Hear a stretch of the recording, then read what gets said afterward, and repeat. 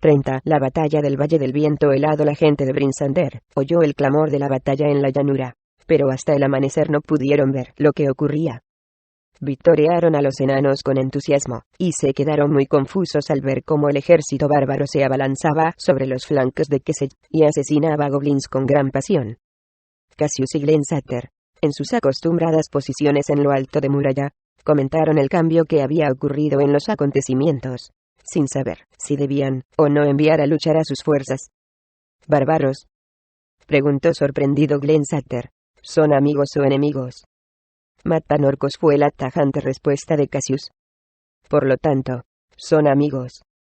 Mientras tanto, en Maer Dualdon, Kemp y los demás también oyeron el sonido inconfundible de la batalla, aunque no podían saber qué bandos tomaban parte en ella. Además, para confundir todavía más las cosas, había empezado una segunda batalla en el suroeste, en la ciudad de Bremen.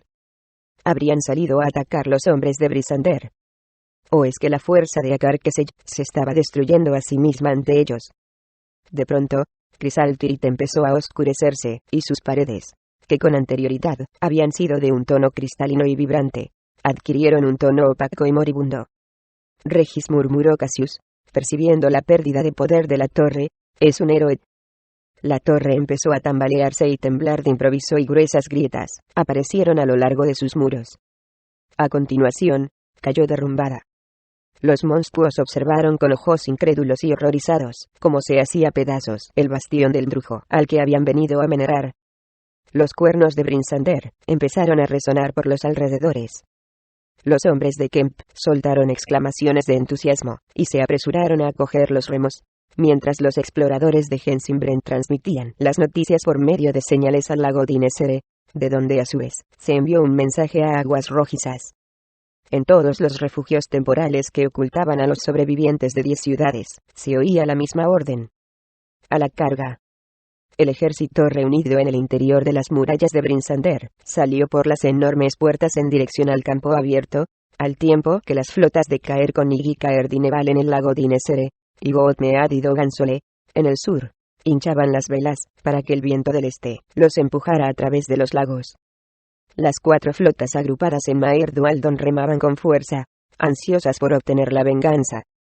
Como un revoltijo de caos y sorpresa, la batalla final del Valle del Viento Helado acababa de empezar. Regis se apartó como pudo de las 2 bestias, que mantenían una feroz y desesperada lucha con garras y dientes.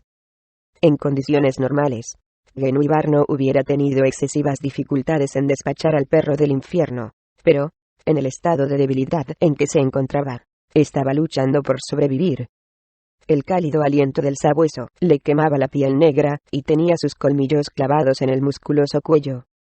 Regis deseaba ayudar a la pantera, pero ni siquiera podía acercarse lo suficiente para darle una patada al perro. ¿Por qué habría salido Drizzt tan bruscamente? Genuibar sentía que su garganta no iba a resistir por más tiempo la opresión de aquellas poderosas fauces, así que empezó a rodar por el suelo, arrastrando con ella al perro, de menos tamaño, pero la presión de las mandíbulas caninas no disminuyó lo más mínimo. Empezó a enviar de regreso su mente a través de las esferas, en dirección a su verdadero hogar, aunque lamentaba haber fallado a su dueño en un momento de apuro. Luego, de pronto, la torre se oscureció, y el sorprendido sabueso aflojó ligeramente el mordisco, momento que aprovechó Genuibar, rápida como el rayo, para empujar al animal con una pata, y, una vez libre de sus garras, perderse en la oscuridad. El perro del infierno observó a su alrededor en busca de su enemigo, pero el sigilo con que se movía la pantera era mayor que su capacidad de percepción. Pero, de repente, el perro vio a otra posible víctima, y, de un salto, se plantó ante Regis. Sin embargo, Genuibar estaba jugando ahora a un juego que conocía mejor. La pantera era una criatura de la noche, un predador que emergía de la oscuridad y mataba a su presa antes de que ésta percibiera siquiera su presencia. El perro del infierno se abalanzó sobre Regis, pero cayó al suelo cuando la pantera aterrizó pesadamente sobre su espalda, con las garras clavadas en profundidad en la piel rojiza. El perro no tuvo tiempo de gritar más de una vez antes de que las mortíferas fauces se hundieran en su garganta. Los espejos se resquebrajaban y estallaban en pedazos, y, de repente, se abrió en el suelo un agujero que engulló el trono de Kesey. Trozos de cristal empezaron a caer por todas partes a medida que la torre se tambaleaba en sus últimos estertores. Al oír gritos procedentes de la sala del harén, Regis comprendió que estaba sucediendo lo mismo en toda la estructura, y, aunque se alegró de ver cómo Genuibar liquidaba al perro del infierno, se dio cuenta de que la heroicidad de la pantera había sido inútil. No tenían a dónde ir. No había vía de escape posible a la muerte de Crisal Tirith. Llamó al felino para que permaneciese a su lado. Aunque no podía ver la silueta de Genuibar en la oscuridad, sí que distinguía los ojos, que estaban fijos en él y que daban vueltas en sus órbitas, como si la pantera lo estuviera acechando. ¿Qué?, preguntó, sorprendido y temiendo que la tensión y las heridas que le había infligido el perro la hubieran conducido a la locura. Un pedazo de pared que se rompió justo a su lado lo lanzó rodando por el suelo, y vio que los ojos del gato se alzaban en el aire. Genuibar había dado un poderoso salto. El polvo le irritaba la garganta, y presintió que se acercaba el final de la torre de cristal. Luego, llegó una oscuridad mayor en la que el negro felino lo zambullía. Drizzt sintió que estaba cayendo. La luz era demasiado brillante, y no podía distinguir ni oír nada, ni siquiera el sonido del viento a su alrededor. Sin embargo, era plenamente consciente de que estaba cayendo. Y, de pronto, la luz se convirtió en una niebla grisácea, como si estuvieran atravesando una nube. Todo parecía tan onírico, tan irreal, que no podía recordar cómo había llegado allí. Ni siquiera podía recordar su propio nombre. Luego, cayó sobre un profundo montículo de nieve, y se dio cuenta de que no estaba soñando. Hasta sus oídos llegaba el murmullo del viento, y sintió que se le helaba la piel. Intentó ponerse de pie para hacerse una idea de lo que le rodeaba. Entonces oyó, en la lejanía, los gritos procedentes de la feroz batalla. Recordó Crisal Tirith, y recordó también dónde había estado. Solo podía haber una respuesta. Estaba en la cima de la cumbre de Kelvin. Los soldados de Brinsander y Cielo Oriental, luchando codo a codo con Cassius y Glensater a la cabeza, se precipitaron por la ladera de la colina, y embistieron con todas sus fuerzas en las confundidas filas de goblins. Deseaban cindir las filas de los monstruos, y unirse por el otro lado con las fuerzas de Bruenor. Poco rato antes, desde la muralla, habían visto que los bárbaros practicaban la misma estrategia, y suponían que, si los tres ejércitos lograban juntarse y ayudarse mutuamente, sus míseras posibilidades aumentarían considerablemente. Los goblins no detuvieron el ataque. Desesperados y sorprendidos por el súbito cambio en los acontecimientos, los monstruos fueron incapaces de organizarse en nada parecido a una línea defensiva. Cuando las 4 flotas de Maer Dualdon amarraron en el extremo norte de las ruinas de Targos, se encontraron con la misma desorganización y resistencia desorientada.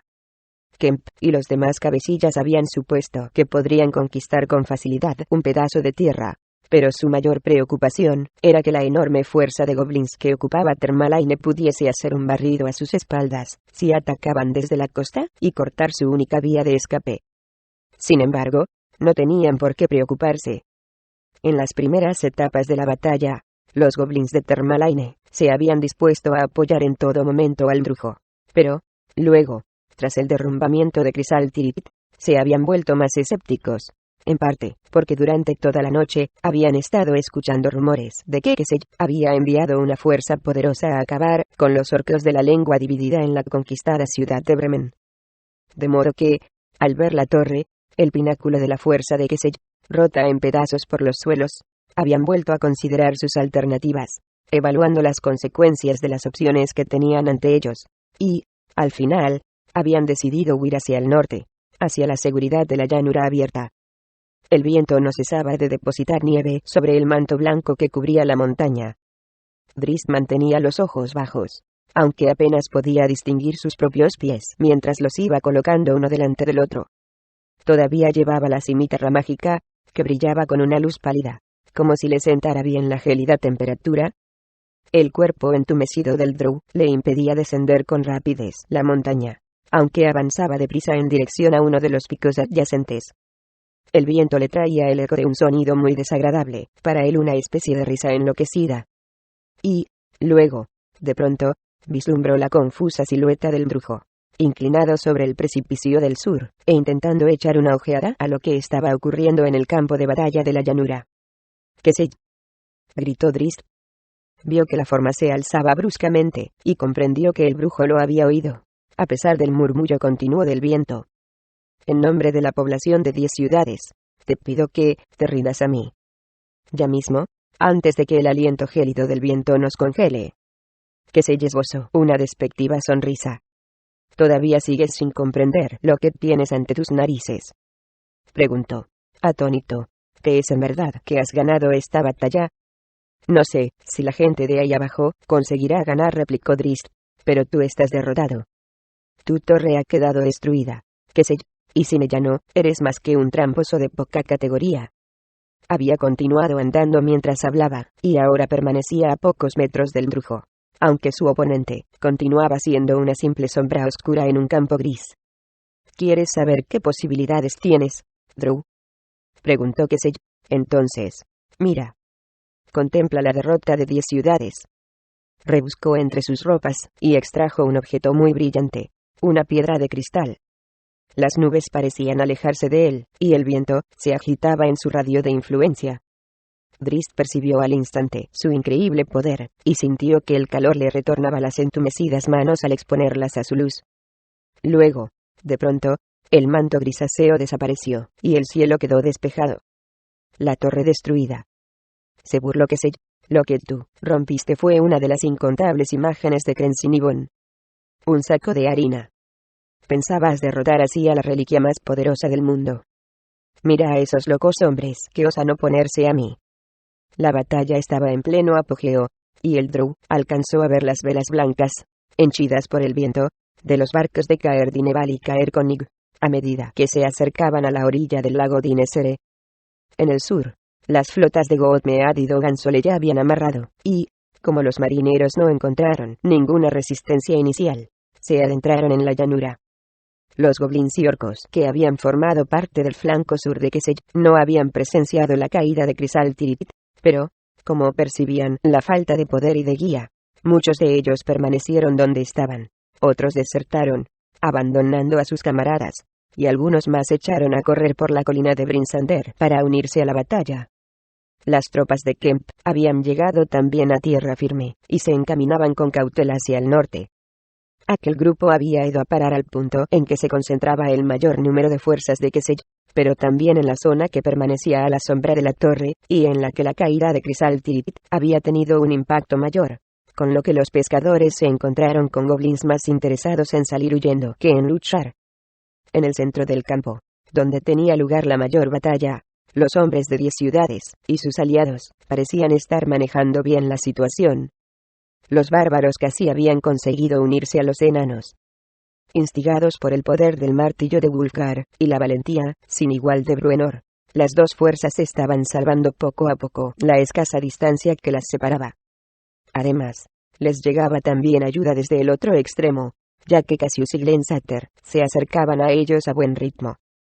Por lo que puedo ver, tu ejército no tiene demasiadas posibilidades, replicó Drizzt. Los locos hombres de 10 ciudades todavía no están derrotados. Kesey alzó por encima de su cabeza la piedra de cristal, cuya luz resplandecía cada vez con más poder. Abajo, en el campo de batalla, a pesar de la distancia que los separaba, los guerreros comprendieron al instante que había resurgido la poderosa presencia que conocían con el nombre de Crisal Tirith. Humanos, enanos y goblins, incluso aquellos que estaban en el momento crítico de un ataque a muerte, se detuvieron un instante para observar la cima de la montaña. Los monstruos, percibiendo el retorno de su dios, soltaron exclamaciones de júbilo y abandonaron su postura defensiva. Entusiasmados por la reaparición de Kesey, se concentraron en el ataque con renovadas energías. ¿Ves cómo mi sola presencia los incita?, alardeó Kesey. Pero Drizzt no prestaba atención ni al brujo ni a la batalla que se sucedía en la llanura. Ahora permanecía de pie en un charco de agua, ya que el calor de la reliquia había derretido la nieve a su alrededor. Estaba concentrado en un sonido que habían captado sus finos oídos más allá del fragor de la lejana batalla. Un quejido de protesta de las cimas heladas de la cumbre de Kelvin. «Someteos a la gloria de Akar Kesey», gritó el brujo. con la voz ampliada a unas proporciones increíbles por el poder de la reliquia que sostenía. Qué fácil será destruir los barcos del lago ahora. Drizzt se dio cuenta de que Kesey, en su arrogante despreocupación por los peligros que crecían a su alrededor, estaba cometiendo un grave error. Lo único que tenía que hacer era conseguir que el brujo aplazara unos instantes cualquier acción. Tras reflexionar un instante, agarró la daga que llevaba en la espalda y la lanzó contra Kesey, aunque sabía que el brujo estaba unido a Crencinibon por una especie de simbiosis, y que la pequeña arma no tenía posibilidad alguna de dar en el blanco. Lo único que pretendía el drow era distraer y enfurecer al brujo, para que alejara su furia del campo de batalla. La daga cortaba el aire en dirección a su presa. Drizzt dio media vuelta y echó a correr. Un débil rayo emergió de Crencinibon y fundió el arma antes de que llegara a su objetivo. Pero Kesey estaba enfurecido. «Tienes que inclinarte ante mí», gritó a Drizzt. «Perro blasfemo, te has ganado el premio de ser la primera víctima de este día». Apartó la piedra del precipicio para apuntar con ella al drow que huía, pero, al dar media vuelta, se hundió en la nieve, medio derretida hasta la rodilla. En aquel momento, oyó también en los quejidos de la montaña. Drizzt consiguió salir de la esfera de influencia de la reliquia, y, sin detenerse a mirar atrás, continuó corriendo para alejarse lo máximo posible del lado sur de la cumbre de Kelvin. Inmerso ahora, hasta el pecho, Kesey se debatía con todas sus fuerzas para liberarse de la nieve medio derretida. Intentó invocar el poder de Crencinibon de nuevo, pero perdió la concentración ante la conmoción del inminente peligro. Por primera vez en muchos años, Akar Kesey volvió a sentirse débil. Ya no se sentía el tirano del Valle del Viento helado, sino el aprendiz tartamudo que había asesinado a su maestro. Como si la piedra de cristal lo hubiera rechazado. Luego, de improviso, la cima entera de nieve empezó a caer. Un profundo temblor sacudió la tierra en un radio de muchos kilómetros, y los hombres, orcos, goblins, y hasta los ogros cayeron al suelo. Kesey asió con todas sus fuerzas la piedra de cristal cuando empezó a caer, pero Crencinibon le quemaba las palmas de las manos para apartarlo de él. Kesey había fracasado demasiadas veces, y la reliquia no estaba ya dispuesta a aceptarlo de nuevo como dueño. Kesey empezó a gritar al sentir que el objeto se escurría entre sus dedos, pero sus chillidos quedaron amortiguados por el estruendo de la avalancha. La oscuridad fría de la nieve se cernió a su alrededor mientras caía en picado junto con él. Kesey creía desesperadamente que, si lograba sostener la piedra de cristal, podría sobrevivir a la caída. Se sintió aliviado al detenerse en uno de los picos inferiores de la cumbre de Kelvin. Pero la mitad de la cima de la montaña cayó sobre él. El ejército de monstruos había visto fracasar de nuevo a su dios. El hilo que los había mantenido unidos empezó pronto a aflojarse. Sin embargo, durante la breve reaparición de Kesey, se inició cierta actividad de coordinación, y dos gigantes de escarcha, los dos únicos gigantes verdaderos que quedaban entre las fuerzas del brujo, tomaron el mando. Reunieron a la guardia de élite de ogros, e hicieron un llamamiento a las tribus de orcos y goblins, para que se agruparan a su alrededor, y siguieran sus instrucciones. Aun así, la consternación que reinaba en el ejército era evidente. Las rivalidades entre tribus, que habían permanecido latentes durante el periodo de dominación de hierro de Kesey, resurgieron en forma de recelo agresivo. Únicamente el temor a sus enemigos los mantenía luchando, y el temor a los gigantes los mantenía unidos a las demás tribus. «Me alegro de verte, Bruenor», exclamó Wulfgar, mientras aplastaba el cráneo de un goblin, en cuanto la horda bárbara logró abrirse paso hasta el clan de los enanos. «Lo mismo digo, muchacho», replicó el enano, clavándole el hacha a su oponente en el pecho. «Hace ya mucho tiempo que te fuiste. Pensé que tendría que matar también tu parte de esta escoria». Sin embargo, Wulfgar tenía la mente ocupada en otro asunto. Había localizado a los dos gigantes que comandaban las fuerzas. «Gigantes de escarcha», le dijo a Bruenor, indicándole con un gesto donde se encontraban. «Son ellos quienes mantienen unidas a las tribus. Tenemos trabajo». Se rió Bruenor. «Vamos». Y así fue como, con sus principales lugartenientes, y Bruenor a su lado, el joven rey consiguió abrirse camino entre las filas de goblins. Los ogros se apiñaron alrededor de sus nuevos comandantes para detener el avance del bárbaro. Pero Wulfgar estaba ya demasiado cerca. Aegisfan salió volando por encima de las cabezas de los ogros, y fue a incrustarse en la cabeza de un gigante, que cayó, sin vida al suelo. El otro, atónito al ver que un humano era capaz de lanzar un tiro mortal como este contra uno de los suyos desde tal distancia, titubeó un breve instante antes de salir, huyendo de la batalla. Sin inmutarse, el grupo de ogros se lanzó contra el de Wulfgar, instigándolos a retroceder. Pero el joven rey estaba ya satisfecho, y se alejó de la zona sin rechistar, ansioso por unirse al grueso del ejército de humanos y enanos. Bruenor, sin embargo, no estaba tan dispuesto a retirarse. Aquel era el tipo de lucha caótica con la que más disfrutaba. Así que desapareció entre las largas piernas de la línea frontal de ogros, y se introdujo, sin ser visto, gracias a la confusión y el polvo, entre sus filas. Wulfgar vio cómo se marchaba el enano por el rabillo del ojo. ¿A dónde vas?, le gritó. Pero Bruenor, ansioso por continuar luchando, no oyó lo que decía, aunque, de haberlo oído, tampoco le habría hecho caso. Wulfgar no podía ver el avance del salvaje enano, pero tenía una idea aproximada de la posición de Bruenor, o, al menos, del rastro que dejaba a sus espaldas, ya que ogro tras ogro caían al suelo en atónita agonía con la ingle rota o una rodilla destrozada. Por encima de toda aquella conmoción, aquellos orcos o goblins que no estaban enfrascados en combate directo, vigilaban constantemente la cumbre de Kelvin, a la espera de ver reaparecer de nuevo a su dueño. Pero en las pendientes inferiores de la montaña no había más que nieve. Hambrientos de venganza, los hombres de Caer con y Caer Dineval navegaron hacia la orilla con gran rapidez, y llevaron imprudentemente los barcos hasta aguas poco profundas para evitar los retrasos que hubiera acarreado el amarrarlos más lejos de la costa. Bajaron a los botes a gran velocidad, y remaron hasta la playa para unirse a la batalla con una arrogancia y entusiasmo que hicieron recular a sus enemigos. En cuanto se instalaron en tierra firme, Hensinbrent los reunió en estrecha formación, y los condujo hacia el sur. El portavoz había oído el fragor de la batalla en aquella dirección, y sabía que los hombres de Godmead y Dogansole estaban abriéndose camino hacia el norte para unirse a los suyos. Sus planes consistían en encontrarse en cielo oriental y luego conducir a todo el ejército hacia Brinsander para ofrecerse como refuerzos.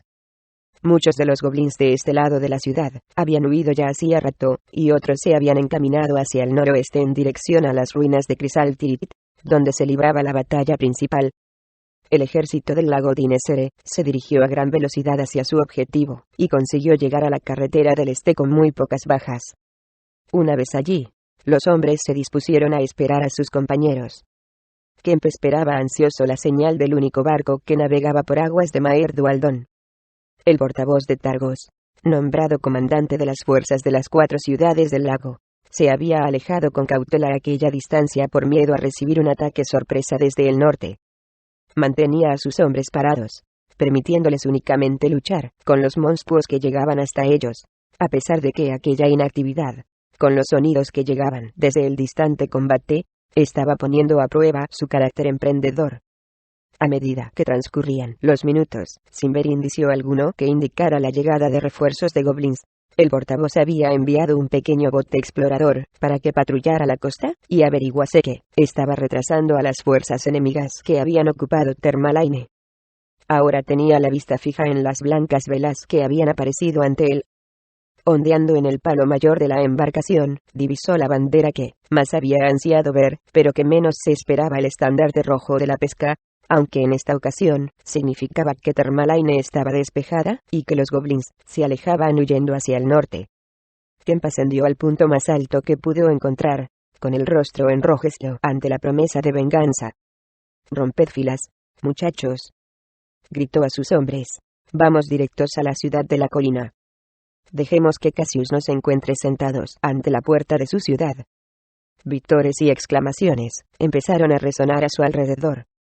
A los hombres que habían perdido sus hogares y familiares, y que habían visto arder sus ciudades, hombres que ya nada tenían que perder, les quedaba la esperanza de obtener una victoria que al menos les diera cierta satisfacción amarga. La batalla prosiguió durante el resto de la mañana. Los hombres y los monstruos alzaban escudos y espadas que parecían haber duplicado su peso, aunque el cansancio, si bien hacía más lentos sus reflejos, no enfriaba la rabia que circulaba por la sangre de cada luchador. Las líneas de batalla dejaron de distinguirse a medida que avanzaba el combate y las tropas empezaron a separarse de sus comandantes. En muchos rincones, luchaban entre sí goblins y orcos, incapaces, incluso ante un enemigo tan cercano, de superar su antiguo odio por rivalidades entre razas. Una espesa nube de polvo envolvía los puntos más conflictivos de la batalla. El clamor ensordecedor del metal golpeando el metal, espadas incrustándose en escudos, y los gritos de muerte, agonía y victoria, cada vez más expandidos, habían convertido el enfrentamiento organizado en una batalla campal. La única excepción era el grupo de acérrimos guerreros de los enanos. Sus filas no flaquearon ni llegaron a desintegrarse, aunque Bruenor no había regresado todavía de su extraña incursión. Los enanos ofrecían una plataforma sólida desde la que podían atacar los bárbaros, y para Ulfgar y su reducido grupo aquello les proporcionaba siempre un punto de retorno. El joven rey estaba de regreso, junto a sus hombres, cuando Cassius y sus fuerzas se unieron a ellos. El portavoz y Ulfgar intercambiaron penetrantes miradas, sin saber qué pensar del otro, aunque los dos eran lo suficientemente inteligentes para confiar en su alianza por el momento. Ambos comprendían que dos acérrimos enemigos deben dejar a un lado sus diferencias para enfrentarse a un contrincante mayor. La ayuda mutua era la única ventaja que les proporcionaba aquella nueva alianza. Juntos, sobrepasaban en número al enemigo, y podían derrotar a cualquier tribu de orcos o goblins con la que se enfrentaban, y, como las tribus de goblins no trabajaban en conjunto, la tribu atacante carecía de protección en los flancos. Ulfgar y Cassius, apoyándose mutuamente en los movimientos del otro, enviaron grupos de guerreros para que defendieran los alrededores, mientras la fuerza principal del ejército conjunto se enfrentaba a una tribu tras otra. Aunque por cada hombre que perdían el ejército enemigo veía caer a 10 de los suyos, Cassius estaba realmente preocupado. Miles de monstruos todavía no habían entrado en contacto con los humanos ni alzado todavía un arma, mientras que sus hombres empezaban a estar demasiado fatigados. Tenían que volver a la ciudad, así que dejó que los enanos les abriesen camino. Ulfgar, preocupado también por la habilidad de sus guerreros para mantener el ritmo y consciente de que no había otra vía de escape, ordenó a sus hombres que siguieran a Cassius y a los enanos, aunque sabía que aquello era un riesgo, ya que no podía estar seguro de que la gente de Brinsander dejara entrar en la ciudad a sus guerreros. En un principio, las fuerzas de Kemp habían arrasado al enemigo al lanzarse hacia la colina de la ciudad principal, pero, a medida que se acercaban a su objetivo, se fueron encontrando concentraciones de humanoides cada vez más numerosas y desesperadas.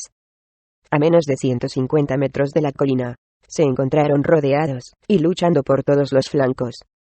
Los ejércitos que se acercaban por el este gozaron de mayor fortuna.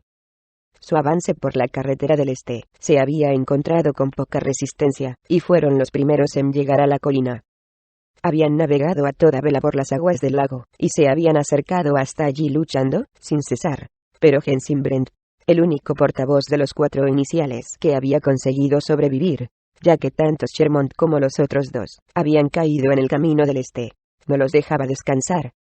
Oía con toda claridad los sonidos que procedían de la encarnizada batalla, y era consciente de que los valientes hombres que luchaban en el norte, enfrentándose al grueso del ejército de Kesey, iban a necesitar toda la ayuda que pudiesen prestarles. Sin embargo, cuando el portavoz llegó con sus tropas a la puerta del norte de la ciudad, se detuvieron todos de golpe para observar el espectáculo de la batalla más brutal que habían presenciado nunca, o que habían oído relatar en las más exageradas historias. Los hombres luchaban entre los cuerpos muertos y mutilados, y aquellos que habían perdido sus armas se enfrentaban a sus contrincantes con uñas y dientes. Brent advirtió que Cassius y sus fuerzas podrían abrirse camino de regreso a la ciudad, pero captó enseguida que los ejércitos de Maer Dualdon se enfrentaban a serias dificultades. Hacia el oeste, gritó a sus tropas mientras se lanzaba a la carrera hacia las fuerzas que estaban rodeadas. Aquel espectáculo pareció inyectar una nueva dosis de adrenalina a sus hombres, que se precipitaron a rescatar a sus compañeros. Siguiendo órdenes de Brent, descendieron por la pendiente en una extensa línea, pero, al alcanzar el campo de batalla, únicamente continuó avanzando el cuerpo central. Los grupos de los extremos de la formación se unieron en el centro y la fuerza al completo se situó en forma de cuña, y se abrió camino a través del mar de monstruos para alcanzar el ejército atrapado de Kemp. Los hombres de Kemp aceptaron de buen grado aquella ayuda y las fuerzas unidas pronto pudieron retirarse hacia la cara norte de la colina. Los últimos rezagados consiguieron agruparse en el mismo instante en que el ejército de Cassius, los bárbaros de Wulfgar y los enanos se libraban de las filas más cercanas de goblins y subían por la llanura abierta de la colina. Ahora, con los humanos y enanos unidos en una única fuerza, los goblins se movían con más cautela. Sus bajas eran abrumadoras, no quedaba un solo gigante ni ogro y tribus enteras de goblins y orcos habían perecido en la batalla.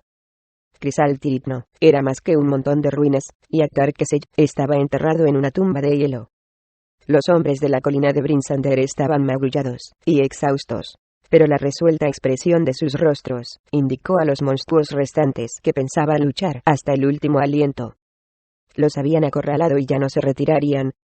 Las dudas empezaron a acechar a todos los goblins y orcos que quedaban en el campo de batalla. Aunque sus fuerzas eran probablemente suficientes para acabar la tarea, muchos más iban a caer en manos de los valientes hombres de 10 ciudades antes de finalizar la batalla. Incluso entonces, ¿cuál de las tribus supervivientes podría reclamar para sí la victoria? Sin el liderazgo del brujo, los supervivientes de la batalla serían incapaces de dividirse el botín de forma equitativa, sin posteriores combates. La batalla del Valle del Viento Helado no había seguido el curso que Akar Kesej les había prometido.